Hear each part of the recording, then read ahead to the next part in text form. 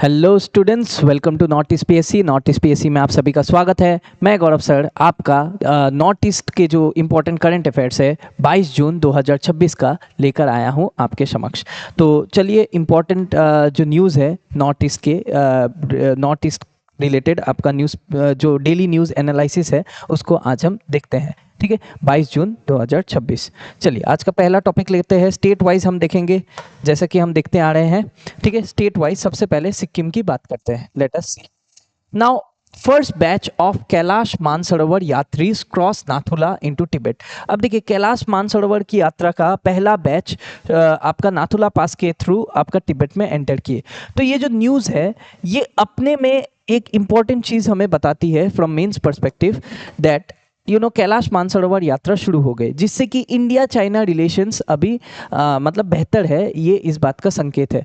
ये इंपॉर्टेंट क्यों है? क्योंकि पहला बैच जो है 2026 पिलग्रिम्स का वो क्रॉस कर दिया नाथुला पास सिक्किम में and enter Tibet, marking the beginning of this years pilgrimage. तो इस साल का पिलग्रिमेज को शुरू कर दिया गया है।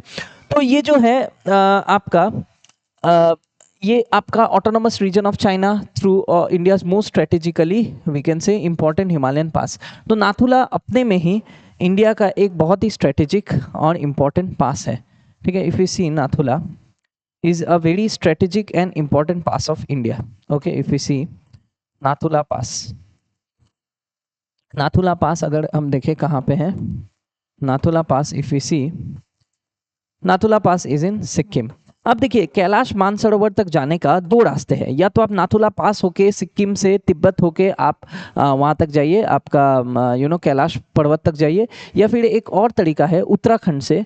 ठीक है, उत्तराखंड से लीपू लेक पास के थ्रू जा सकते हैं, लीपू लेक पास। ठीक है, लेकिन बीच में क्या हुआ था, आपका इंडो चाइना कॉन्फ्लिक्ट, जो गलवान कॉन्फ्लिक्ट 2020 में जो गलवान वैली कॉन्फ्लिक्ट हुआ था, गलवान वैली कॉन्फ्लिक्ट, ठीक है, इंडिया और चाइना के बीच। तो ये दोनों रास्ते, ये बेसिकली जो नाथुला वाला पास था ये रूट को बंद कर दिया गया था। ठीक है, तो इनफैक्ट ये भी लीपू लेक पास के भी थ्रू जा नहीं सक रहे थे। लेकिन अभी क्योंकि इंडिया चाइना रिलेशंस अभी सही स्टेज पे है, तो 2024 से ये कैलाश मानसरोवर की यात्रा वापस से रिज्यूम हो गई है। ठीक है, तो अभी इस साल का जो पिलग्रिमेज है ये भी आपका शुरू हो चुका है। तो नाउ लेट अस सी कि ये न्यूज़ इतना इंपॉर्टेंट क्यों है। Understanding the topic beyond the pilgrimage. Pilgrimage के अलावा भी हमें इसमें अलग अलग डायमेंशंस देखते हैं। ठीक है, इसको ध्यान से समझिएगा स्टूडेंट्स। देखिए, कैलाश मानसरोवर यात्रा ये वर्ल्ड का सबसे पवित्र ट्रांस बाउंड्री पिलग्रिमेज माना जाता है। ट्रांस बाउंड्री क्यों? क्योंकि इसमें इंडिया और चाइना दोनों इन्वॉल्व है। अगर हम बात करें Tibet autonomous region of China, ठीक है, तिब्बत इन्वॉल्व है। ठीक है, तो ये ट्रांस बाउंड्री है, दो अलग अलग कंट्रीज में ये पिलग्रिमेज देखने को मिलता है। इंडिया से लोग निकलते हैं, चाइना में जाते हैं।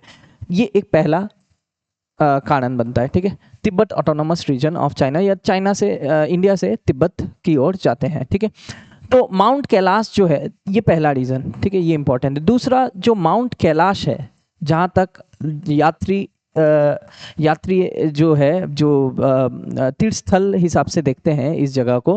ठीक है, तो जो जितने भी यात्री है वो माउंट कैलाश को पवित्र मानते हैं। Mount Kailash is considered sacred.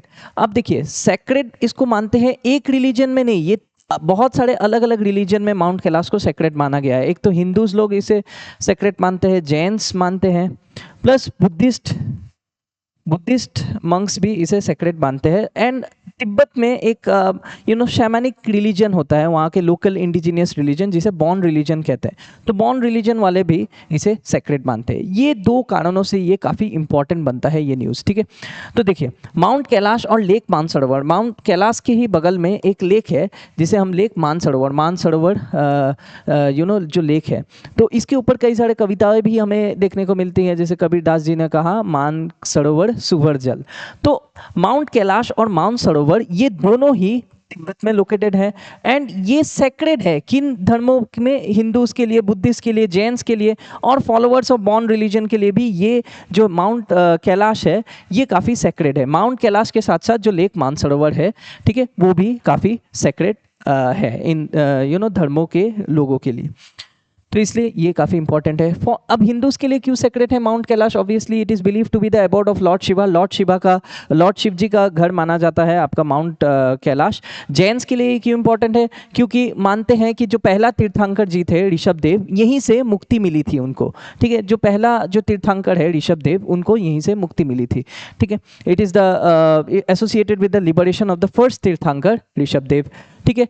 While Buddhist के लिए ये क्यों इंपॉर्टेंट है? Because it is a cosmic spiritual centre. Buddhist मानते हैं this is a cosmic spiritual centre, ठीक है। बॉर्न रिलीजन वाले क्यों इसे सेक्रेट मानते हैं? देखिए यहाँ पे बॉर्न रिलीजन का बारे में भी बता दें। जो बॉर्न रिलीजन है ये तिब्बत का इंडिजीनियस रिलीजन है, ठीक है। ये लोग एनिमिज्म में मानते हैं, ठीक है। माउंट कैलाश को सेक्रेट मानते हैं दो कारणों से। It is considered as the abode of the sky goddess Sipaimen, ठीक है। तो एक तो ये जो माउंट कैलाश है, ठीक है, ये जो माउंट कैलाश है बॉर्न रिलीजन के हिसाब से, ये जो माउंट कैलाश है, ठीक है, माउंट कैलाश अगर हम बात करें, माउंट कैलाश जो है इट इज कंसिडर्ड एज, दो कारणों से इसे इंपॉर्टेंट मानते हैं, ठीक है। और भी कारण है, मेनली दो कारण है। एक तो it is the abode of sky goddess, ठीक है। स्काई गॉडेस का घर माना जाता है, अबोर्ड माना जाता है, ठीक है। सिपाईमैन, ठीक है। Let me see the spelling, see we can say SIPAI, हाँ सिपाईमैन, ठीक है, सिपाईमैन, स्काई गॉडेस सिपाईमैन का घर माना जाता है। दूसरा कारण से ये सेक्रेट है क्योंकि इसे माना जाता है as the seat of divine power या cosmic central axis of the universe. जो बॉर्न रिलीजन वाले हैं ये मानते हैं it is the seat of, या this mount Kailash is the cosmic centre of the universe. मानी पूरा यूनिवर्स का जो सेंट्रल पॉइंट है, सेंट्रल बिंदु है, ये एरिया है। Similar to mount Meru in other tradition as the meeting point of heaven and earth, this has been considered as the meeting point of heaven and earth. स्वर्ग और धरती का जो मिलन है या जो पूरा ब्रह्मांड का जो सेंटर है, ये माउंट कैलाश है एज पर बॉर्न रिलीजन, ठीक है। तो कैन यू सी, हिंदूज भी इसे सेक्रेट मान रहे हैं माउंट कैलाश को, जैन्स भी मान रहे हैं, बुद्धिस्ट लोग भी मान रहे हैं, और बॉर्न रिलीजन वाले भी इसे माउंट कैलाश को सेक्रेट मानते हैं, ठीक है। तो ये बहुत ही इंपॉर्टेंट तीर्थ स्थल बन जाता है, ठीक है। अलग अलग धर्मों के लोग इसे पवित्र मानते हैं इस माउंटेन को। तो ये है आपका माउंट कैलाश, ओके। तो अलग अलग वे में इसके चारों ओर परिक्रमा की जाती है, ऐसे करके लोग परिक्रमा करते हैं। जनरली क्लॉकवाइज होता है, लेकिन बॉर्न रिलीजन वाले उल्टा करते हैं, एंटी क्लॉकवाइज घूमते हैं ऐसे करके, ठीक है। जनरली बाकी लोग आपका क्लॉकवाइज घूमेंगे, बट बॉर्न रिलीजन वाले एंटी क्लॉकवाइज घूमते हैं, ठीक है। सो अपनी अपनी मान्यता है।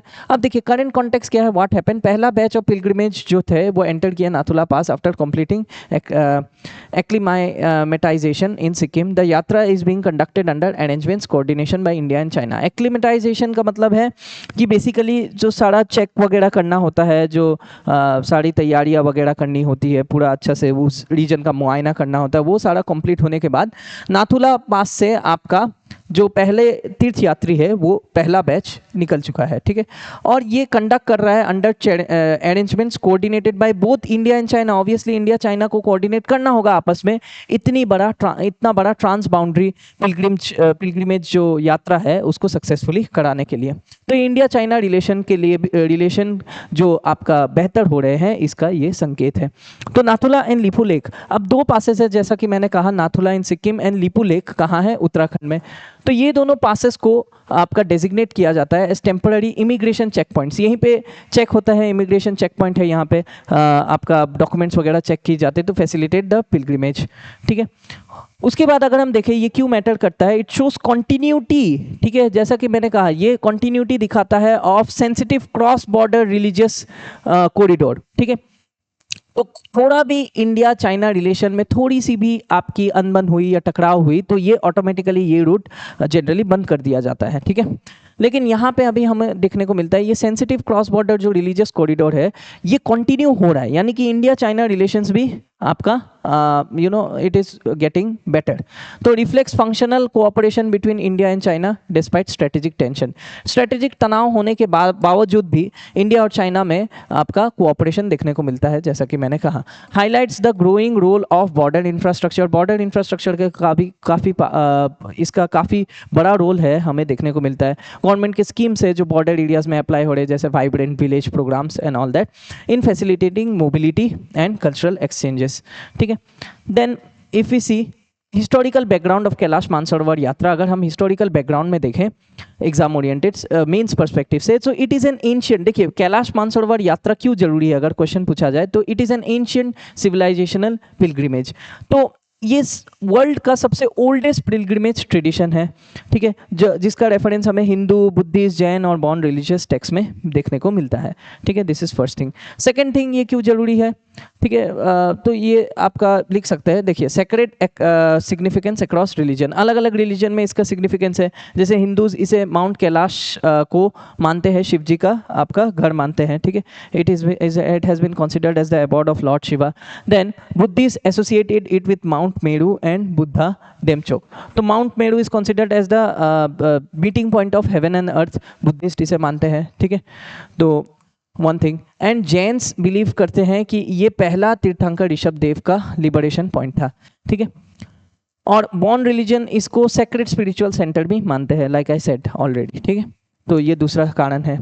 तीसरा कारण अगर हम देखें तो traditional trade and pilgrimage route है, ठीक है, जो बहुत वर्षों से इसे इस रूट को लिया जा रहा है, ट्रेड रूट, जैसे कि ये पुराना ट्रेड रूट भी है, यहाँ से व्यापार की जाती थी, जैसे पासेस जैसे लिपू लेक हो गए, नाथुला हो गए, शिवकिला हो गए, जो कल्चरल और कॉमर्शियल एक्सचेंज भी प्रमोट करता था बिटवीन इंडिया एंड तिब्बत, बहुत सालों से ये चलता आ रहा है, ठीक है।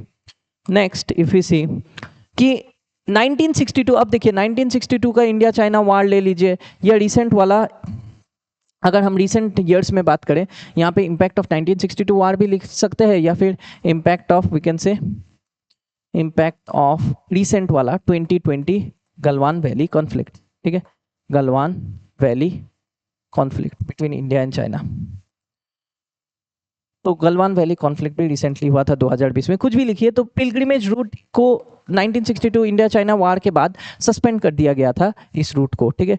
After the India China conflict due to border closure, एक तो बॉर्डर बंद कर दिया गया था, एंड स्ट्रेन बायलैटरल रिलेशन, जब भी इंडिया और चाइना के बीच बायलैटरल रिलेशन थोड़ा सा प्रॉब्लमेटिक होगा, या मान लीजिए थोड़ा भी प्रॉब्लम हुआ बायलैटरल रिलेशन में, तो इस इमीडिएट इसका रिजल्ट क्या होता है कि कैलाश मानसरोवर यात्रा को बंद कर दिया जाता है, ये बॉर्डर बंद किए जाते हैं, ठीक है, क्लोजर हो जाता है, highlighting the geopolitical importance of the यात्रा। तो इससे हमें इस यात्रा का इंपॉर्टेंस समझ में आता है कि जब जब इंडिया और चाइना का बायलैटरल रिलेशन स्ट्रेंड होगा, तब तब कैलाश मानसरोवर यात्रा पे असर पड़ेगा। So that is why it is such a geopolitical, it has such importance in geopolitical scenario, okay.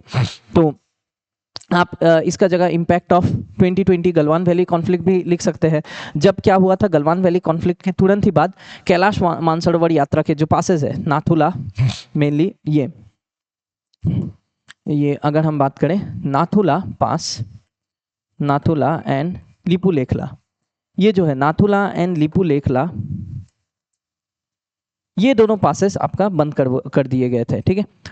ये बॉर्डर क्लोजर कर दिया गया था। कैलाश मानसरोवर यात्रा सस्पेंडेड था कब से कब तक, 2020 से 2024 तक। रिसेंटली 2024 के बाद से ये प्रोसेस को वापस से खोल दिया गया है, एंड वापस से कैलाश मानसरोवर यात्रा आपका रिज्यूम हो गया है। तो इस साल आपका पहला बैच अभी चला, तो 2024 से आपका ये वापस से यात्रा रिज्यूम हो गया। जब आपका जो अजीत डोभाल साहब है, जो नेशनल सिक्योरिटी के केस में आपका इंडिया का पक्ष रखे आपका चाइना के साथ, तब जाके ये यात्रा वापस से रिज्यूम हुई, ठीक है। तो पहले भी ऐसा हो चुका है 1962 इंडो चाइना वार के बाद। अब resumption as a confidence building measure, वापस से 1962 वार के बहुत सालों बाद ये जो यात्रा है ये वापस से रिज्यूम की थी 1981 में, ठीक है। डिप्लोमेटिक एंगेजमेंट हुई, बहुत सारी बातचीत हुई बिटवीन इंडिया एंड चाइना, हाँ, becoming a symbol of people to people contact and cultural diplomacy despite political differences. राजनीतिक तौर पे इंडिया और चाइना में काफ़ी सारे टकराव है, काफ़ी सारे डिफरेंसेस है, उसके बावजूद भी कैलाश मानसरोवर यात्रा को रिज्यूम किया गया 1981 से, ठीक है। डिप्लोमेटिक सक्सेस था ये, it became a symbol to people contact और कल्चरल डिप्लोमेसी का भी सिंबल रहा, ठीक है। This can be mention. Then opening of Nathula route, 2015 से नाथुला रूट को खोला गया था। रिसेंटली 2015 से खोला गया था, प्लस अगर हम रिसेंट ईयर्स में बात करें तो 2024 में वापस से इसको रिज्यूम किया गया था, रिज्यूम्ड अगेन, ठीक है।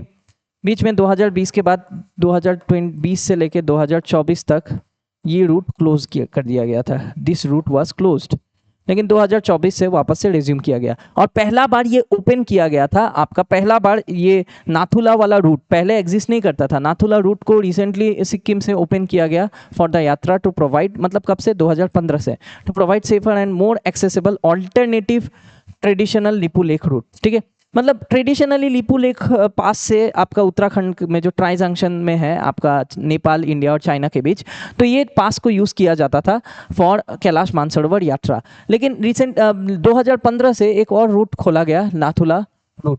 ठीक है, और बीच में 2020 से लेकर 24 तक ये रूट बंद कर दिया गया था, वापस 2024 से रिज्यूम हो गया। क्यों बंद कर दिया गया था? क्योंकि 2020 में आपका गलवान वैली कॉन्फ्लिक्ट हुआ था। ठीक है, तो इसको याद रखिएगा ताकि ट्रैवलर्स को ज़्यादा प्रॉब्लम्स झेलना ना पड़े। ओके, अब देखिए चैलेंजेस क्या क्या होता है। चैलेंजेस, ये यात्रा से एसोसिएटेड क्या क्या चैलेंजेस हमें देखने को मिलता है इफीसी। एक तो हाई ऑल्टीट्यूड रिस्क है, ऑक्सीजन लेवल कम हो जाता है, जो यात्री है उनको ऑल्टीट्यूड सिकनेस हो सकता है। ठीक है, ऊंचाइयों पे काफ़ी बीमारियां देखने को मिलता है, तो मेडिकल प्रिपेयर्डनेस काफ़ी क्रिटिकल होता है इन सारे यात्राओं में। जियोपॉलिटिकल सेंसिटिविटीज़ हमें देखने को मिलते हैं, एनवायरमेंटल फ्रेजिलिटी। जियोपॉलिटिकल सेंसिटिविटी यानी क्या? ये रूट डिपेंड करता है बायलैटरल कोऑपरेशन, किसके बीच? इंडिया और चाइना के रिलेशन अगर डिटोरिएट होते हैं तो ये पास पे डायरेक्ट असर होता है। ठीक है, environmental fragility, Himalayan ecosystem extremely delicate है, किसी भी तरह के छेड़छाड़ या किसी भी तरह का ह्यूमन इंटरवेंशन प्रॉब्लमेटिक हो सकता है। ह्यूमन मूवमेंट से इकोलॉजिकल स्ट्रेस भी बढ़ सकता है। ठीक है, तो ये सारे कुछ कुछ चैलेंजेस है रिगार्डिंग कैलाश मानसरोवर यात्रा। फिर वे फॉरवर्ड देखिए कि वे फॉरवर्ड इफ वी सी कि क्या किया जाना चाहिए। Strengthen sustainable pilgrimage management. तो हमें पिलग्रिमेज को टोटली हम बैन नहीं कर सकते, लेकिन हम ये कर सकते हैं कि सस्टेनेबली पिलग्रिमेज जारी रहे। जैसे बेटर मेडिकल इंफ्रास्ट्रक्चर दिया जाए, साइंटिफिक असेसमेंट किया जाए, इमरजेंसी इवैक्यूएशन सिस्टम लाया जाए। दूसरा हम कर सकते हैं प्रोमोट इको फ्रेंडली पिलग्रिमेज, ताकि एनवायरनमेंट और लोगों की आस्था दोनों बनी रहे। ठीक है, नेचर को भी सम्मान करना चाहिए। तो वेस्ट मैनेजमेंट सिस्टम लाइए। ठीक है, कंट्रोल टूरिस्ट नंबर्स, इतने सारे टूरिस्ट को मत भेजिए एक बार में, जिस मतलब कम टूरिस्ट जाएंगे तो कम प्रॉब्लम्स क्रिएट होंगी। जैसे कि सिविक सेंस नहीं होते अक्सर लोगों में, कचरा कर देते हैं। इतने प्राकृतिक सौंदर्यों को, जो प्रकृति के तौर पे काफ़ी सुंदर जगह है, विजिट करने लायक ये टूरिस्ट पिलग्रिमेज साइट्स है, तो उन पे असर होता है। अवेयरनेस कैंपेन बढ़ाइए ताकि लोगों को जागरूकता हो जाए। ठीक है, ज़्यादा से ज़्यादा लोग जागरूक हो और इको टूरिज्म का कॉन्सेप्ट अप्लाई कर सके इसमें। ठीक है, फिर use of cultural diplomacy, religious exchange mainly bridge की तरह काम कर सकते हैं, डिप्लोमेटिक डिफिकल्टी को कम कर सकते हैं। ठीक है, कम्युनिकेशन चैनल, अलग अलग कम्युनिकेशन चैनल बना सकते हैं during strategic competition. Then improve border infrastructure. Border infrastructure को इम्प्रूव कीजिए, रोड्स वगैरह बनाइए, कम्युनिकेशन चैनल्स को स्ट्रॉन्ग कीजिए। Road, telecommunication, logistics should be develop sustainably by maintaining ecological balance. Then if you see mains practice question, ये GS 1 के perspective से, GS paper 1 के पर्सपेक्टिव से काफ़ी इंपॉर्टेंट है।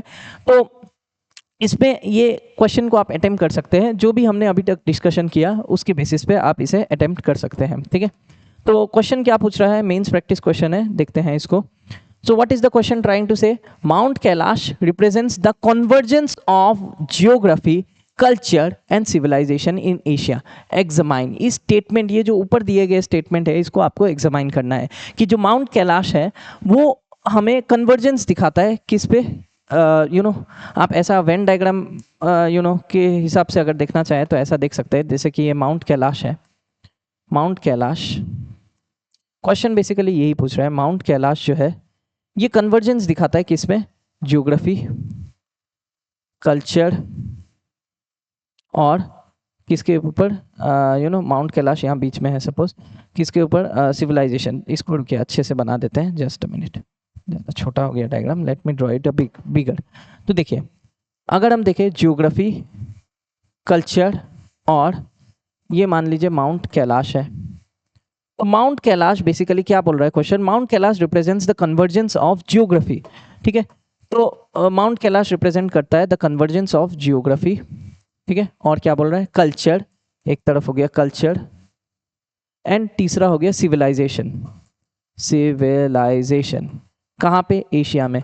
तो ऑब्वियस सा बात है, इतने सारे लोग एशिया से एक जगह आके जुड़ रहे हैं माउंट कैलाश मानसरोवर यात्रा में, तो ऑब्वियस सा बात है यहाँ पे हमें ज्योग्राफी के बेसिस पे भी देखने को मिलता है, कन्वर्जेंस देखने को मिलता है, you know, with respect to culture and with respect to civilizational heritage. तो वही सब पॉइंट्स लिखिए, जैसे ट्रेड के लिए काफ़ी इंपॉर्टेंट है, ठीक है, you no, civilisationally historically you know ये यात्रा काफ़ी इंपॉर्टेंट था एज अ ट्रेड रूट, ठीक है। कल्चर में भी लिखिए कि अलग अलग जो रिलीजन है, अलग अलग रिलीजियस मान्यताएं हैं लोगों की, हिंदूज, बुद्धिस्ट, जैन्स या फिर बॉन रिलीजन वाले, वो सारा चीज़ लिख सकते हैं। ज्योग्राफी में हम पासेस के बारे में मेंशन कर सकते हैं। तो इस क्वेश्चन को आप अटेम्प्ट करने की कोशिश कीजिए। आइए देखते हैं अगला टॉपिक। Let us see some news from Assam, ठीक है। तो अलग अलग नॉर्थ ईस्टर्न स्टेट से हम देख रहे हैं, असम में देखते हैं। रिसेंटली गुवाहाटी में इंटरनेशनल योगा डे मनाया गया 2026। इंटरनेशनल योगा डे हमें पता है कि कब होता है, 21 जून, 21 जून को सेलिब्रेट किया जाता है इंटरनेशनल योगा डे। तो when is international yoga day celebrated? 21 June is international yoga day. तो रिसेंटली गुवाहाटी, असम गुवाहाटी में मनाया गया international yoga day, and it is not merely a health related event. ऐसा नहीं है सिर्फ हेल्थ रिलेटेड इवेंट है, ठीक है। क्यों? लेट अस सी। देखिए, इट रिप्रेजेंट कन्वर्जेंस ऑफ, अब सिर्फ ये हेल्थ रिलेटेड इवेंट की तरह मत देखिए, एक सिविल सर्वेंट एस्पिरेंट होने के नाते आपको इसे और भी ज़्यादा गहराई से देखना है। क्यों? It represents a convergence of India's cultural heritage, public health policy, soft power को रिप्रेजेंट करता है, सॉफ्ट पावर डिप्लोमेसी को, sustainable lifestyle and heritage conservation efforts, ठीक है। ये एक पुराना ट्रेडिशन है इंडिया का, जिसे आज भी हम बनाए रखे हैं, आज भी कंजर्व किए हैं। यहाँ तक इंपॉर्टेंट जो आपके फेमस टीवी सीरीज है जैसे मैन वर्सेस वाइल्ड, जो बेयर ग्रिल्स है, वो तक अपने शो में योगा को दिखाया जाता है। तो this is a very important you know tradition as a tool, it can be used as a tool for showcasing our soft power, ठीक है। ये हमारे सॉफ्ट पावर प्रोजेक्शन के लिए ये काफ़ी बड़ा यू नो जो हेरिटेज है हमारा। तो governors launch of yoga and heritage initiative highlights how traditional knowledge system, ये हमारा ट्रेडिशनल नॉलेज सिस्टम में आता है, this can be integrated with modern governance and community development, ठीक है। चलिए आगे देखते हैं। अंडरस्टैंडिंग द कॉन्सेप्ट, योगा का क्या मतलब है? योगा जो है, योगा संस्कृत रूट वर्ड्स युज से आता है। युज का मतलब होता है टू यूनाइट या फिर ज्वाइन, ठीक है।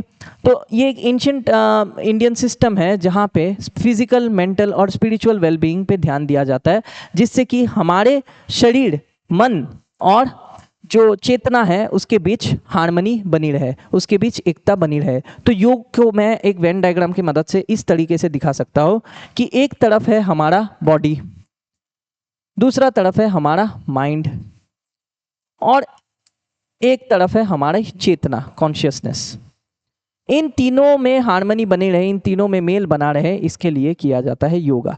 Yoga basically integrates your body, mind and consciousness, ठीक है। ये है एक एंशिएंट इंडियन सिस्टम, जिससे कि फिजिकल, मेंटल और स्पिरिचुअल वेलबींग बनी रहती है, ठीक है।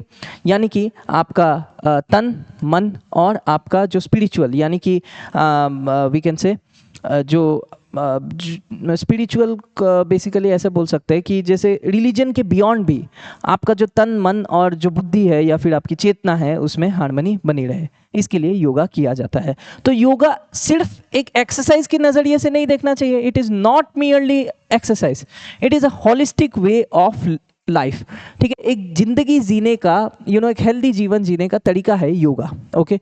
जिससे कि फिजिकल डिसिप्लिन आता है, अलग अलग आसनों की मदद से ब्रेथ कंट्रोल कर सकते हैं, प्राणायाम की मदद से मेंटल कंसंट्रेशन ला सकते हैं, मेडिटेशन की मदद से, ठीक है। एथिकल लिविंग हो सकता है, सेल्फ डिसिप्लिन और वैल्यूज़ के साथ साथ। योगा करने वाले लोग अक्सर शांत होते हैं, अक्सर ठंडे दिमाग से सोचते हैं, और उनका तन, मन और चेतना में मेल बना रहता है, ठीक है। तो इंटरनेशनल योगा डे ये हर साल, मैंने कहा, 21 जून को मनाया जाता है। प्राइम मिनिस्टर नरेंद्र मोदी जी ने इसे प्रपोज किया था यूनाइटेड नेशन 2024 में, और ये यूनाइटेड नेशंस ने अडॉप्ट कर लिया विथ ओवरवेलमिंग सपोर्ट, ठीक है। कई सारे देश इसे सपोर्ट कर रहे थे। ये बहुत ही अच्छा आइडिया था रिगार्डिंग इंटरनेशनल योगा डे का जो प्रपोजल लेके आए थे। 21 जून जो है इसे चूज़ किया गया क्योंकि इस दिन को हम ज्योग्राफी में देखते हैं, इस दिन को समर सॉल्स्टाइस होता है। समर सॉल्स्टाइस जहाँ पे नॉर्दर्न हेमिस्फीयर में लॉन्गेस्ट डे होता है एंड शॉर्टेस्ट नाइट होता है, symbolising balance and harmony, okay. चलिए नाउ कल्चरल सिग्निफिकेंस क्या है योगा का? अब इसे मेंस पर्सपेक्टिव से देखिए, कल्चर के कॉन्टेक्स्ट में ये क्यों सिग्निफिकेंट है। एक तो योगा का इंडिया सिविलाइजेशनल सॉफ्ट पावर है।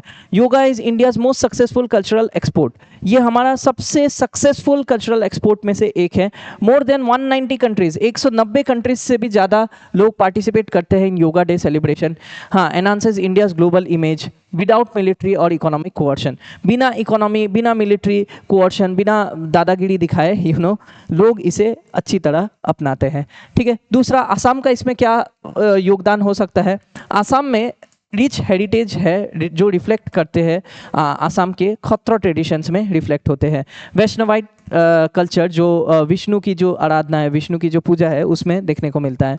अलग अलग एंशिएंट टेम्पल आर्किटेक्चर है जो आसाम में हमें देखने को मिलता है, जैसे एक इंडिजिनियस कल्चर हमें देखने को मिलता है, इंडिजिनियस आर्किटेक्चरल स्टाइल हमें देखने को मिलता है आसाम में। Kamakhya temple is one example of it. Then indigenous tribal knowledge system भी आसाम में देखने को मिलता है। ठीक है, देन वे फॉरवर्ड क्या है कि योगा को हमें एक दिन के इवेंट से कई गुना ज़्यादा, यानी we need to promote yoga as beyond one day event. एक दिन में सेलिब्रेट कर दिया, बात खत्म नहीं, इससे ज़्यादा हमें करने की ज़रूरत है। इंटीग्रेट कीजिए योगा को, हमें इंटीग्रेट करना चाहिए। कहाँ पे? स्कूलों में, कॉलेजेस में, यूनिवर्सिटीज़ में। Integrate yoga in our day to day curriculum. Encourage work place wellness program, अलग अलग जगह पे yoga work place wellness program, coaching institutes में, चाहे आपका अलग अलग कंपनीज में योगा वेलनेस प्रोग्राम को कराना चाहिए, ताकि एम्प्लॉयर और एम्प्लॉय के बीच अच्छा ठंडा रिलेशन कायम किया जा सके, और हेल्थ एंड वेलबींग पे भी फोकस किया जा सके। Promote scientific research on yoga health benefit, scientific research को प्रमोट किया जाना चाहिए for yoga health benefits. Heritage based community development किया जा सकता है, लोकल कम्युनिटीज़ को इन्वॉल्व कीजिए इन conservation. Develop heritage tourism circuit, digital technology use कीजिए। ठीक है, जस्ट अ मिनट, हाँ ठीक है, डिजिटल टेक्नोलॉजी यूज़ कीजिए डॉक्यूमेंटेशन और अवेयरनेस बढ़ाने के लिए। ठीक है, तो ये मेंस प्रैक्टिस क्वेश्चन है योगा को लेके। योगा और जो हेरिटेज कंजर्वेशन है, ये दोनों इंडिया का सभ्यता, इंडियन सभ्यता का कंटिन्यूटी को दर्शाता है इन अ रैपिडली चेंजिंग वर्ल्ड। इसे हमें डिस्कस करना है। ठीक है, 150 वर्ड्स में, इजी है, जो अब तक हमने डिस्कशन किया उसके बेसिस पे आप लिख सकते हैं। ठीक है, late us see now Manipur. ठीक है, तीसरा जो नॉर्थ ईस्टर्न स्टेट है मणिपुर में वर्ल्ड म्यूजिक डे सेलिब्रेट किया गया। World music day 2026, more than a celebration, a reflection of India's cultural soft power.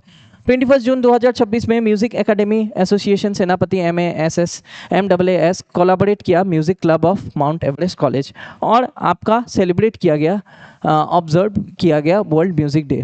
ठीक है, ताकि म्यूजिक को नर्चर किया जा सके, म्यूजिक और यंग टैलेंट्स को नर्चर किया जा सके।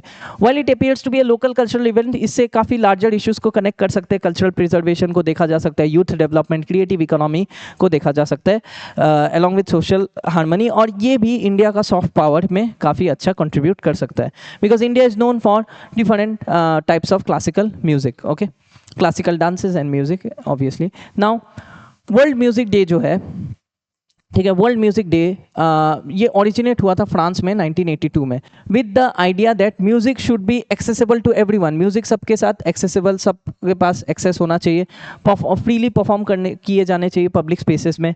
ठीक है, आज ये 21 जून को सेलिब्रेट करता है world yoga, international yoga day के ही दिन 21 जून को। ठीक है, encouraging both professional and amateur musician participation. ठीक है, तो म्यूजिक सिर्फ एक एंटरटेनमेंट का जरिया नहीं है, ये एक मीडियम है जिससे कि आप कल्चरल एक्सप्रेशन कर सकते हैं, सोशल बॉन्डिंग बढ़ा सकते हैं, इमोशनल वेलबींग। यहाँ तक अगर आप पॉलिटी के नज़रिए से देखें तो हमें जो आर्टिकल दिया जाता है फंडामेंटल राइट्स में, article 19 clause 1 sub clause A, freedom of speech and expression. ठीक है, आप पढ़ते हैं freedom of speech and expression. Freedom of speech and expression में आप म्यूजिक के जरिए भी तो एक्सप्रेस कर सकते हैं, अपने बातों को रख सकते हैं, सरकार को क्रिटिसाइज कर सकते हैं म्यूजिक के जरिए। Music and dance is one way of freedom of speech and expression. Means music becomes a way, a medium to exercise your right of freedom of speech and expression. तो ऐसे भी देखा जा सकता है। और in a diverse country India के जैसा, music acts as a bridge between regions, languages, tribes and generation. ठीक है, तो एक ब्रिज की तरह काम करता है, अलग अलग ट्राइब, अलग अलग भाषाएं, अलग अलग लोगों के बीच, अलग अलग रीजन्स के बीच एकता बनाए रखने के लिए। और ये क्यों मैटर करता है? Music preserves tradition that may not be recorded in written form. Music से कई सारे ट्रेडिशन प्रिजर्व कर सकते हैं जो कि आपका रिटन फॉर्म में कई बार नहीं होता है, जैसे फोक सॉन्ग हो गया, ट्राइबल रिदम हो गया, डिवोशनल म्यूजिक हो गया, क्लासिकल ट्रेडिशन, ये हिस्ट्री, आइडेंटिटी, लोकल नॉलेज को कैरी करता है, ठीक है, लोकल नॉलेज को कैरी करता है। यहाँ तक आपके जैसे कि हम याक डांस देखते हैं मोम्पा ट्राइब में, सपोज एग्जाम्पल याक डांस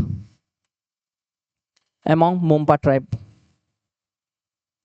ऐसे कई सारे आपका डांसेस है या म्यूजिकल रिदम है, जैसे और भी कई एग्जांपल ले सकते हैं, पोनुंग डांस ऑफ आदि ट्राइब, ठीक है, पोनुंग डांस ऑफ आदि ट्राइब, देन वी कैन टे रेखम पादा ऑफ निशी। तो ऐसे कई सारे डांसेस हैं जो म्यूजिक के रिदम के साथ मनाए जाते हैं, अरुणाचल का ही फॉर एग्जांपल, ठीक है। तो प्रोटेक्शन ऑफ इंटेंजिबल, अब देखिए ये क्यों इंपॉर्टेंट है न्यूज़, ये क्यों इंपॉर्टेंट है कि एक तो ये इंटेंजिबल कल्चरल हेरिटेज को प्रिजर्व करने की बात करता है, ठीक है, it leads to preservation of protection of intangible cultural heritage, ठीक है। Many communities preserve their history through songs, ठीक है, एंड म्यूजिकल ट्रेडिशन, जैसे कि सेवरल ट्राइबल कम्युनिटीज है नॉर्थ ईस्ट इंडिया के जो अलग अलग custom, legends and social values को म्यूजिक के थ्रू ट्रांसफर करते हैं। जैसे कि मैंने अलग अलग म्यूजिक एंड डांस का एग्जांपल दिया, मतलब म्यूजिक नहीं, मेनली डांसेस का एग्जांपल दिया। अगर मैं और बाकी नॉर्थ ईस्टर्न स्टेट जैसे आसाम में देखूँ, तो आसाम में जो बिहू है, बिहू का जो परफॉर्मेंस है ये सिर्फ एक कल्चरल रिप्रेजेंटेशन नहीं है,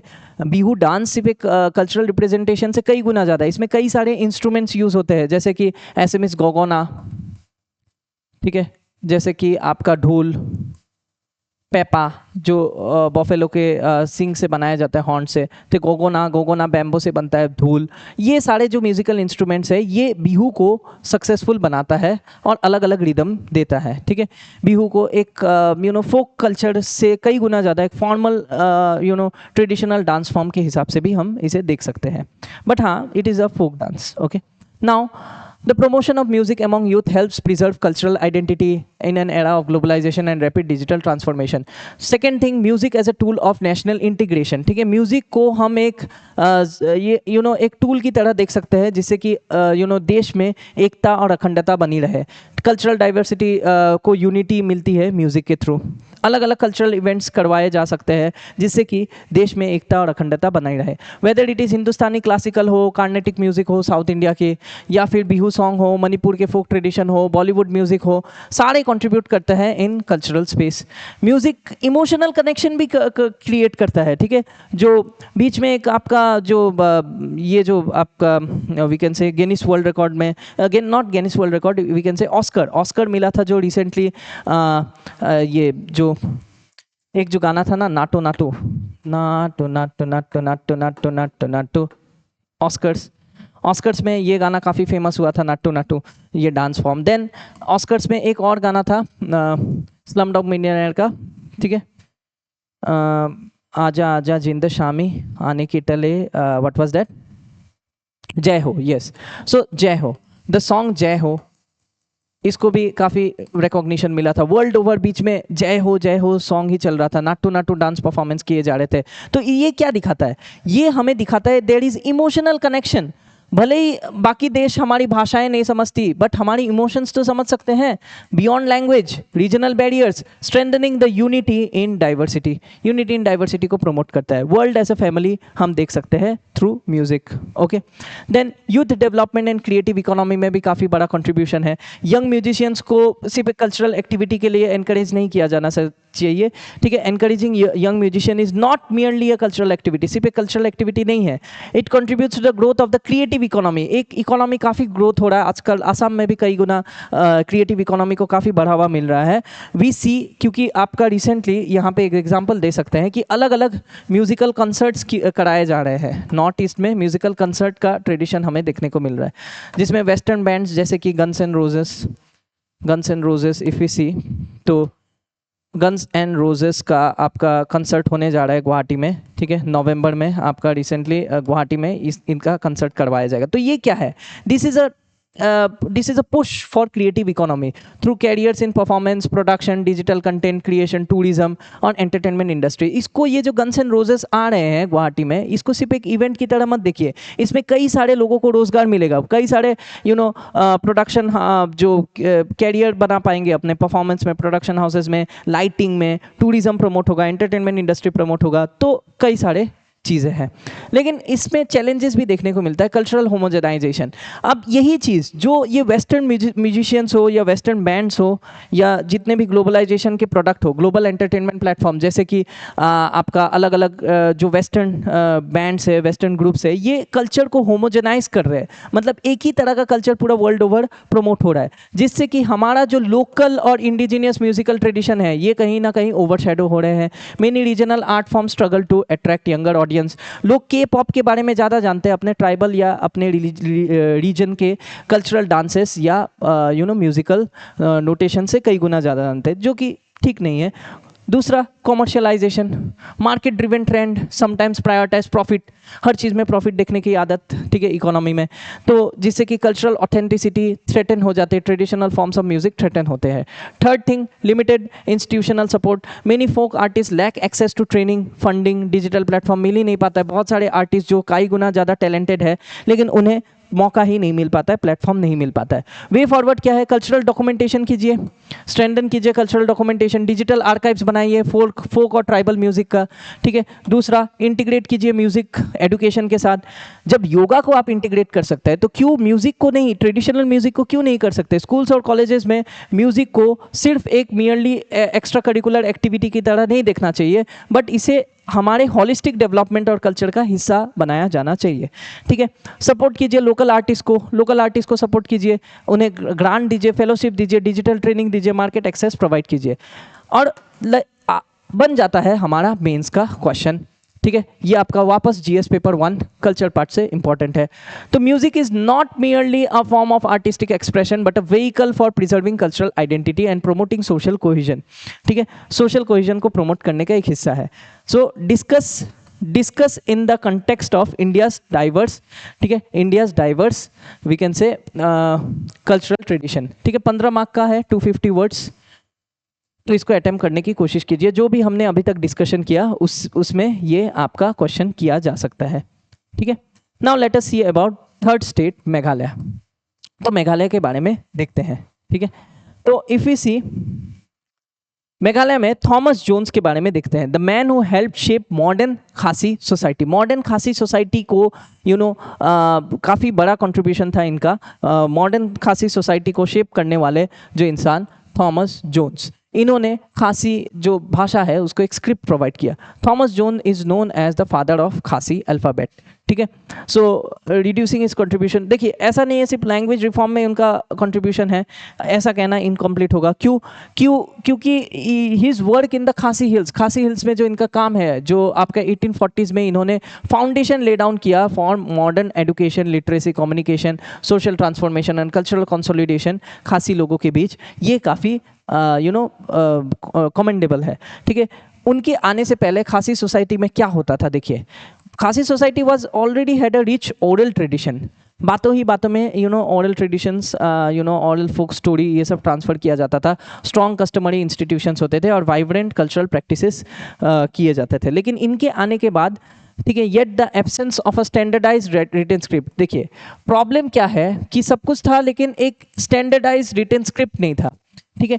अक्सर कई सारे ट्राइबल भाषाओं में हमें देखने को मिलता है, भाषा और जो ट्रेडिशन है वो काफ़ी रिच होते हैं, काफ़ी कल्चरली डाइवर्स होते हैं, लेकिन स्क्रिप्ट ना होने के कारण ये कंजर्व नहीं हो पाते, ठीक है। तो this limited preservation of knowledge and the spread of formal education. तो थॉमस जोन्स आए, थॉमस जोन्स ने इंट्रोड्यूस किया आपका रोमन स्क्रिप्ट, किसके लिए? खासी लैंग्वेज के लिए, जिससे कि लिटरेचर, एजुकेशन हो, एडमिनिस्ट्रेशन हो, कल्चरल डॉक्यूमेंटेशन हो, इसमें काफ़ी सहायक सिद्ध हुआ। He transformed Khasi identity from being primarily oral to being both oral and literary. दोनों ओरल और लिटरेरी कंट्रीब्यूशन में खासी लोगों का जो भाषा है वो काफ़ी काम आया। तो language as a tool of unity. तो before the standardization of Khasi writing, पहले सिर्फ डायलेक्ट्स एग्जिस्ट करती थी अक्रॉस रीजन्स, लेकिन रिटन फॉर्म होने के कारण जिसमें रोमन स्क्रिप्ट यूज़ किए, तो जोन्स ने एक common medium of communication create कर दिए। सो थॉमस जोन्स जी का काफ़ी बड़ा योगदान है, ठीक है। दूसरा, दिस हेल्प, इससे क्या हुआ, देखिए एक स्क्रिप्ट प्रोवाइड करने से क्या ही बड़ा कंट्रीब्यूशन हो गया काफ़ी बड़ा कंट्रीब्यूशन था। ध्यान दीजिए इससे कि फोकलोर, कस्टम्स और अलग अलग ऑरल ट्रेडिशन को प्रिजर्व किया जा सकता था, ठीक है, प्रिजर्व किया जाने लग गया। Then second, facilitate communication across different Khasi regions, अलग अलग खासी रीजन में कम्युनिकेशन को डेवलप किया गया। शेयर्ड लिंग्विस्टिक आइडेंटिटी बनी। कॉन्सेप्ट देखिए, आप किसी भाषा को स्क्रिप्ट देंगे जिससे कि एक शेयर्ड लैंग्वेज बन जाएगा, बाकी लोग भी उस भाषा को समझ सकेंगे। शेयर्ड कॉन्शियसनेस, लोग इस भाषा से रिलेट कर पाएंगे, ठीक है, बहुत सारी चीज़ें जो उनकी भाषा या उनकी कल्चर से मिलता जुलता होगा, या फिर डिफरेंसेस को भी आइडेंटिफाई करेंगे। स्ट्रॉन्ग कम्युनिटी आइडेंटिटी, जिससे कि खासी कम्युनिटी आइडेंटिटी काफ़ी ज़्यादा स्ट्रॉन्ग होगा। तो सिर्फ भाषा में एक स्क्रिप्ट देने से इतना कुछ अचीव हो सकता है, ठीक है। So that is one thing which Thomas ji ने कंट्रीब्यूट किया। यहाँ तक एडुकेशन को भी सोशल कैपिटल की तरह बनाया गया, सोशल कैपिटल की तरह देखा गया। जोन्स ने एस्टेब्लिश किया स्कूल्स और एनकरेज किए लिटरेसी, किसमें, ordinary people, rather than restricting knowledge to a small elite. सिर्फ स्मॉल इलाइट सेक्शन ही एडुकेटेड हो ऐसे जरूरी नहीं है, बाकी लोगों को भी एडुकेशन प्रोवाइड किया गया, ठीक है। उनका एजुकेशन एंड इनिशिएटिव्स में आता है increase literary rates, open opportunities for school mobility, social mobility and encourage intellectual development. Education एक यूनिफाइंग फोर्स बन गया जिससे कि अलग अलग सेक्शंस ऑफ द सोसाइटी को सेम नॉलेज सिस्टम एक्सेस मिलने लग गया, ठीक है। डॉक्यूमेंटेशन ऑफ खासी कल्चर, खासी कल्चर को अब डॉक्यूमेंट करना आसान हो गया। क्यों? क्योंकि स्क्रिप्ट आ गया। स्क्रिप्ट आने के कारण, रिटन स्क्रिप्ट होने के कारण, जिससे कि folk songs, oral histories, customs और इंडिजिनियस नॉलेज सिस्टम को डॉक्यूमेंट करने में आसानी हुई, ठीक है। तो why Khasi society still remembers him, because it not only in, देखिए significance of Thomas Jones lies not only in what he introduce, उन्होंने रोमन स्क्रिप्ट को इंट्रोड्यूस किया, वहां पे उनका सिर्फ कंट्रीब्यूशन खत्म नहीं हो जाता। ये रोमन स्क्रिप्ट होने के कारण क्या प्रिजर्व करने में उन्होंने मदद की, कितना खासी कल्चर पे कंट्रीब्यूशन था, वो है इनका असली कंट्रीब्यूशन, ठीक है। तो ये तो है ही, इसके साथ साथ और भी है, ठीक है, जिससे कि इनका कंट्रीब्यूशन से क्या क्या हो पाया। देखिए, सर्वाइवल ऑफ खासी लिटरेचर, खासी लिटरेचर आज भी सर्वाइव करती है, खासी जर्नलिज्म का ग्रोथ हुआ, मॉडर्न खासी आइडेंटिटी कायम रही, और डॉक्यूमेंटेशन ऑफ इंडिजिनियस ट्रेडिशन मुमकिन हो पाया इनकी वजह से। तो अलग अलग एजुकेशनल और लिटरेरी डेवलपमेंट मेघालय में यहीं से रूट ट्रेस करती है। लिटरेरी रेवोल्यूशन इनिशिएट करने वाले यही थे, ठीक है। So now this was about Meghalaya. Now let us see about Tripura, fourth state in the north eastern, among the north eastern state, Tripura. Tripura में हमें क्या देखने को मिलता है? सर्वे अब शुरू हो गया to reclaim encroached land on Agartala Sabroom national highway. National highway number 8 जो है अगरतला से सबड़ू बांग्लादेश तक जाती है, इस हाईवे में इलीगल एनक्रोचमेंट हमें देखने को मिल रहा है, और ये हाईवे काफ़ी स्ट्रेटेजिक है। तो गवर्नमेंट ने स्टार्ट कर दिया सर्वे करना इस हाईवे का, ताकि आइडेंटिफाई कर सके और एनक्रोच एरिया को वापस से रिक्लेम कर सके, वापस से ले सके along the Agartala Sabroom national highway 8 in Tripura. अब ये न्यूज़ क्यों इंपॉर्टेंट है? देखिए, नेशनल हाईवे 8 जो है ये स्टेट का लाइफलाइन है, इससे त्रिपुरा को कनेक्ट करता है with the rest of India through Assam and extend करता है up to Sabroom, a strategically important town near Bangladesh. Bangladesh के सामने एक टाउन है सबड़ू, ठीक है। तो त्रिपुरा को कनेक्ट करता है रेस्ट ऑफ द इंडिया से, ठीक है, via Assam. Now NH8 Tripura का प्राइमरी हाईवे है, प्राइमरी नेशनल हाईवे अगर हम बात करें त्रिपुरा का तो NH8 है। ये अगरतला को कनेक्ट करता है असम से और मेनलैंड इंडिया से, और एक्सटेंड करता है साउथवर्ड सबड़ू नियर बांग्लादेश बॉर्डर, ठीक है। नाउ ये हाईवे सपोर्ट करता है passenger movement, trade, logistics, defence mobility, regional connectivity, सब कुछ होता है इसी हाईवे के मदद से। तो ये सर्वे क्यों कराया जा रहा है? क्योंकि अथॉरिटीज़ को सस्पेक्ट है, शक कर रहे हैं अथॉरिटीज़ कि यहाँ पे इलीगल ऑक्यूपेशन हो रहा है किसका, हाईवे लैंड का, बहुत सारे लोकेशंस में। एनक्रोचमेंट इफेक्ट किया है रोड सेफ्टी और फ्यूचर एक्सपांशन प्लान को भी डिस्टर्ब कर रहा है ये चीज़। तो एक्यूरेट डिमार्केशन किया जाना, देखिए कुछ भी रिक्लेम करने से पहले एक्यूरेट डिमार्केशन करना जरूरी है, नहीं तो इंडिया बांग्लादेश टाइज में भी स्ट्रेन आ सकता है। सर्वे एम कर रहा है ताकि ओरिजिनल हाईवे का बाउंड्री को आइडेंटिफाई कर सके और इसे रिस्टोर कर सके पब्लिक यूज़ के लिए, ठीक है। तो अभी ये हाईवे की मदद से, ये न्यूज़ की मदद से हम इम्पोर्टेंट रोड और कनेक्टिविटी इनिशिएटिव्स को देखते हैं। जैसे कि सबसे पहले भारतमाला परियोजना, ये इंडिया का लार्जेस्ट हाईवे डेवलपमेंट प्रोग्राम है जो एम करता है इंडिया का फ्लाइट मूवमेंट और लॉजिस्टिक कॉस्ट को रिड्यूस करने में, ठीक है, लॉजिस्टिक कॉस्ट को कमाने में और इम्प्रूव करने में फ्लाइट मूवमेंट, ठीक है। Focus is on economic corridors, अलग अलग चीज़ों पे फोकस है, economic corridor, border roads, coastal road, interstate connectivity में फोकस किया गया है। तो ये एनक्रोचमेंट जो हो रहा है NH8 में, ये भारतमाला परियोजना को भी डिले कर सकता है कहीं ना कहीं से। तो PM गति शक्ति इनिशिएटिव मास्टर प्लान अगर हम देखें, ये GIS based integrated infrastructure planning initiative है, जिससे कि road, railway, ports, airport, logistic network single platform में आके रुक जाएगा। ओके जिसमें सभी लोगों को इस चीज़ को लेके GIS based integrated infrastructure planning initiative है गवर्नमेंट का। ओके सो PM गति शक्ति नेशनल मास्टर प्लान, जिससे कि अच्छी तरह से लैंड मैनेजमेंट हो पाएगा और एनक्रोचमेंट फ्री कॉरिडोर्स बनाए जा सकते हैं सक्सेसफुली। ठीक है।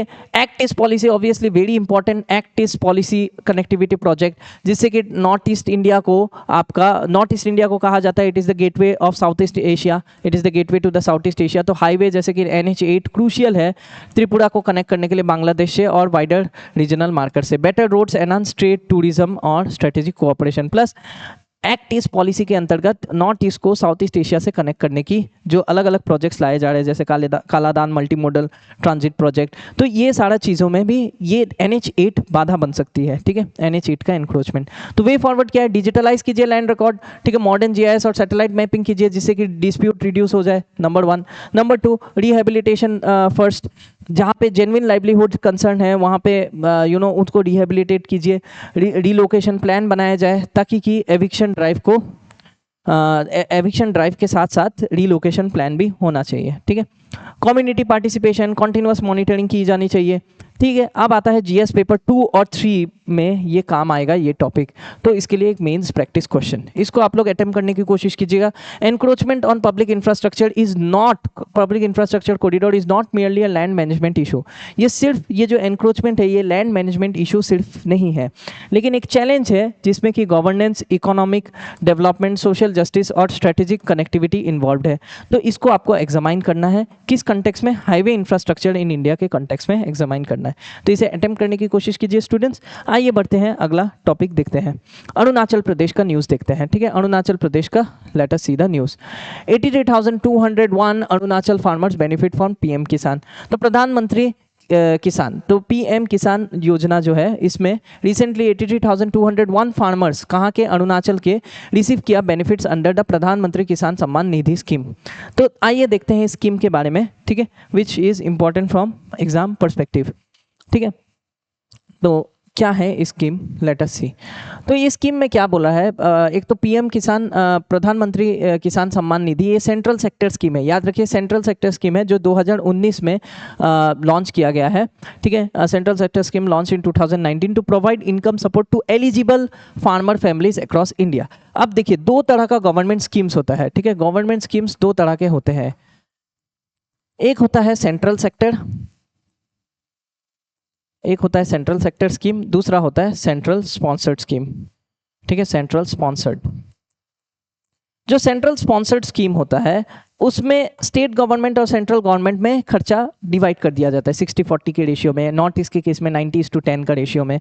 ठीक है, लेकिन जो सेंट्रल सेक्टर स्कीम होता है ये generally 100% funding by central government 100% funding देती है इस सच स्कीम्स के लिए। उसमें से एक स्कीम है प्रधानमंत्री किसान Samman Nidhi scheme, central sector scheme है, सेक्टर ये वाला सेंट्रल सेक्टर स्कीम है, और इसे लॉन्च किया गया था 2019 में ताकि income support eligible farmer families को दिया जा सके। किस तरह का इनकम सपोर्ट दिया जाता है, एलिजिबल फार्मर्स जो है, एलिजिबल फार्मर्स को मिलते हैं 6,000 रुपये सालाना। ठीक है, इसे 2,000 रुपये के इंस्टॉलमेंट में दिया जाता है, 3 इक्वल इंस्टॉलमेंट्स में 2,000 करके दिए जाते हैं वाया डायरेक्ट बेनिफिट ट्रांसफर। ठीक है, अमाउंट डायरेक्टली उनके बैंक अकाउंट्स में पहुंच जाते हैं via direct benefit transfers. Now if you see funding entirely, देखिए जैसे मैंने कहा सेंट्रल सेक्टर स्कीम है तो सारा फंडिंग सेंट्रल गवर्नमेंट देगी। ठीक है, जिससे कि फार्मर का फाइनेंशियल नीड्स पूरा हो सके, जिससे कि एग्रीकल्चर के अलग अलग चीज़, एग्रीकल्चर इनपुट्स को खरीदा जा सके, हाउस होल्ड एक्सपेंसेस मैनेज किए जा सके, इसके लिए दिया गया है। लेकिन Indian agriculture faces several structural challenges, छोटे छोटे फार्मर के लैंड होल्डिंग्स है जिससे कि प्रॉफिट कम हो जाते हैं, डिपेंडेंस होते हैं आपका मॉनसून में, जिससे कि मॉनसून अगर अनसर्टेन हो तो उनका प्रोडक्टिविटी कम हो जाती है। जैसे इसी साल एल नीनो ईयर है तो सेंट्रल और western India, mainly rest of the India में बारिश कम होने को देखने को मिल रही है except north east India. Okay, now rising input cost for farmers income, price fluctuation होता है। ठीक है, जिससे कि मार्केट रिस्क का इम्पैक्ट पड़ता है फार्मर्स पे। चैलेंजेस क्या क्या है? Beneficiary identification issue, ghost beneficiaries कई बार आ जाता है। लैंड ओनरशिप रिकॉर्ड इनकम्प्लीट है, अभी भी कौन सा फार्मर का क्या लैंड है, ठीक है, लैंड ओनरशिप रिकॉर्ड इनकम्प्लीट है बहुत सारी रीजन में। टेनेंट फार्मर्स है, कहीं कहीं शेयर क्रॉपर्स है, इनको कई बार एक्सक्लूड कर दिया जाता है, यानी कि जो दूसरे के खेत में आपका खेती कर रहे हैं, ठीक है, इन्हें टेनेंट फार्मर्स कहते हैं, या भाड़े पे अपना लैंड को किसी ने दे के रखा। शेयर क्रॉपर्स जो दूसरों के खेतों में जाके अपना खेती करते हैं, ठीक है, तो इनको कई बार स्कीम से एक्सक्लूड कर दिया जाता है। Updating records continues to be a major administrative challenge, तो ये रिकॉर्ड्स को अपडेट करना आज भी एक प्रशासनिक चैलेंज बन के रहा है। तो लिमिटेड फाइनेंशियल सपोर्ट 6,000 रुपए में होता क्या है आजकल, ठीक है, आप खुद ही सोच के देखिए। 6,000 एनुअली मिलता है as relief, but can not fully, but आज के महंगाई के युग में इसको फुल्ली हम राइजिंग एग्रीकल्चरल कॉस्ट के दम पे अगर देखा जाए तो ये अमाउंट ही एनफ नहीं है, सबसे पहले। दूसरा, inflation reduces the real value of assistance over time, जितने महंगाई है आज के ज़माने में 6,000 रुपये भी कई बार कम पड़ जाते हैं। रीजनल कंस्ट्रेंट है, जैसे कि अरुणाचल प्रदेश जैसे स्टेट में डिफिकल्ट टेरेन है, ठीक है, which increases production cost. Obviously जो सामान का दाम आपको आसाम में या प्लेन एरियाज में जितना कम है, अरुणाचल में उतना ही ज़्यादा होता है। बिकॉज ऑफ डिफिकल्ट टेरेन इससे प्रोडक्शन कॉस्ट, ट्रांसपोर्टेशन कॉस्ट बढ़ जाते हैं, ठीक है। मार्केट कनेक्टिविटी लिमिटेड है अरुणाचल में। लॉजिस्टिकल चैलेंजेस है जो एग्रीकल्चर का प्रॉफिट को अफेक्ट करता है, ठीक है, हिली एरियाज में अक्सर होता है।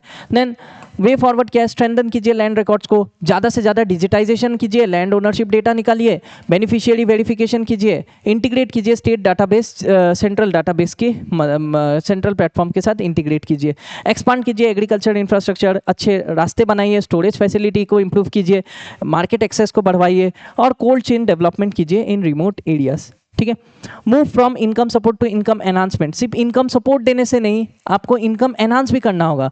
गवर्नमेंट का टारगेट है to double the farmers income, कैसे होगा? ये जो फ्यूचर गोल है, इससे हायर प्रोडक्टिविटी के साथ better market realisation, value addition and farmer entrepreneurship को भी प्रमोट किया जाना चाहिए।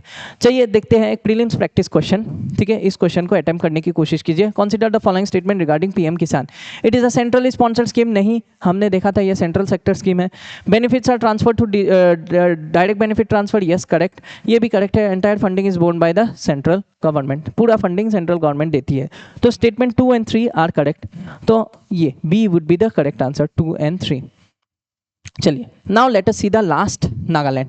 नागालैंड में क्या चल रहा है? Father's day celebrated with prayers and tributes, father's day का सेलिब्रेशन हुआ। तो recently father's day in Nagaland, beyond celebration it is a lesson for social capital and nations building, ठीक है।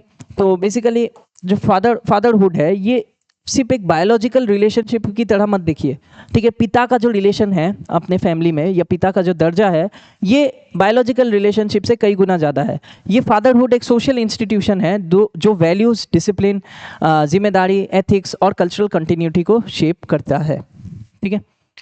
Just a minute.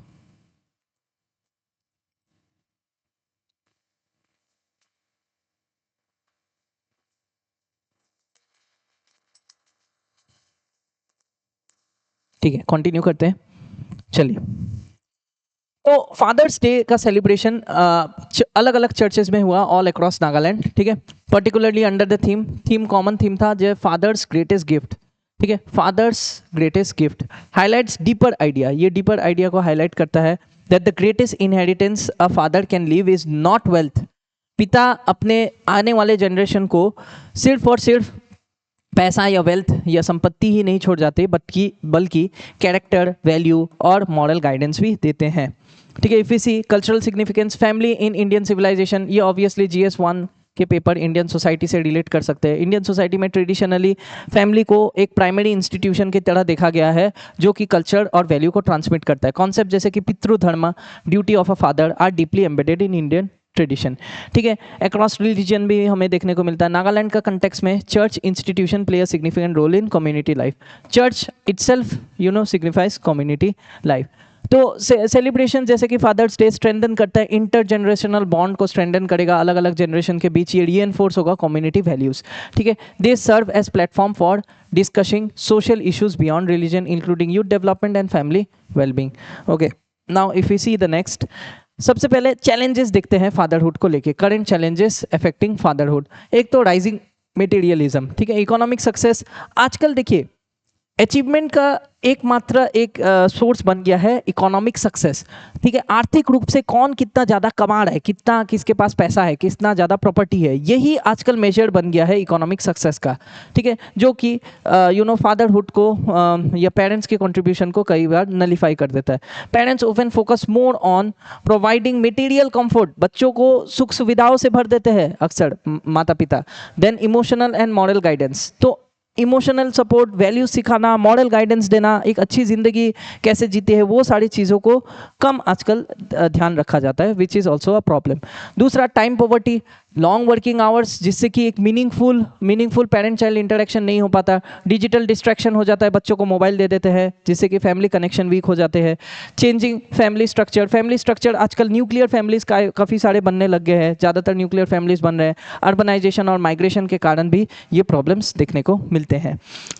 Traditional support system को रीएनफोर्स करना है parents का responsibility. ठीक है, तो ये वीक पड़ता जा रहा है। Digital age challenges, children are expose to social media, जितना पहले थे उससे कई गुना ज़्यादा आजकल हो गया, इन्फ्लुएंस हो जाते हैं। पेरेंट्स स्ट्रगल करते हैं ताकि अपने बच्चों को गाइड कर सके, सही रास्ते में ले जा सके। तो जैसे कि मिस इन्फॉर्मेशन हो, साइबर बुलिंग हो, डिजिटल एडिक्शन हो, ये सारा इश्यूज बच्चों में देखने को मिलता है। तो वे फॉरवर्ड क्या है? Promote responsible parenting. हमें माता पिता हिसाब से बहुत ही रेस्पॉन्सिबल होने की ज़रूरत है आज के डेट में। ठीक है, parenting education should become part of community outreach programme. ठीक है, स्कूल और सिविल सोसाइटी को ऑर्गेनाइज करना चाहिए अवेयरनेस, क्या ऑर्गेनाइज करना चाहिए? Awareness initiatives. ठीक है, तो पेरेंटिंग एजुकेशन के हिसाब पेरेंटिंग एजुकेशन भी तो होना चाहिए। आजकल एक सिस्टम आ रहा है कि जेंडर न्यूट्रल पेरेंटिंग। ठीक है, तो ये सारा चीज़ कम्युनिटी आउटरीच प्रोग्राम में होना चाहिए। फैमिली टाइम को स्ट्रेंथन कीजिए, वर्क लाइफ बैलेंस मेंटेन कीजिए, वर्क लाइफ बैलेंस के पॉलिसीज बनाइए। ठीक है, can encourage greater parental involvement. Okay, then value based education, ethical education को कॉम्प्लीमेंट करना चाहिए विद एकेडमिक अचीवमेंट। फैमिली और स्कूल एक साथ काम करना चाहिए। ठीक है, encourage emotional engagement, community participation. Then एक मेंस प्रैक्टिस क्वेश्चन देखते हैं यहाँ से। Okay, let us see a mains practice question. So family, if we see GS1, again I have told this is important from society's perspective. Family remains the first institution of socialization and value transmission. इसे examine करना है, examine the changing role of fathers in contemporary India and discuss its implication for social cohesion and national building. 15 mark का question है। ठीक है, 250 words में attempt कीजिए। The above discussion would be enough for you to attempt this question. ठीक है, तो students आज के सेशन में इतना ही। आई होप आपको ये सेशन काफ़ी कंट्रीब्यूट किया होगा आपके existing knowledge of all this preparation. So I hope this was a very enlightening lecture for you. ठीक है, तो आपको ये एनालिसिस समझ आया होगा। आशा करते हैं आप अपने हेल्थ और अपने वेलबींग का ध्यान रख रहे हैं। इसी तरह से नॉर्थ ईस्ट PSC के साथ जुड़े रहिए। Thank you so much, thank you for your patience. Okay, मिलते हैं अगले सेशन में, तब तक के लिए जय हिंद, बाय बाय, थैंक यू।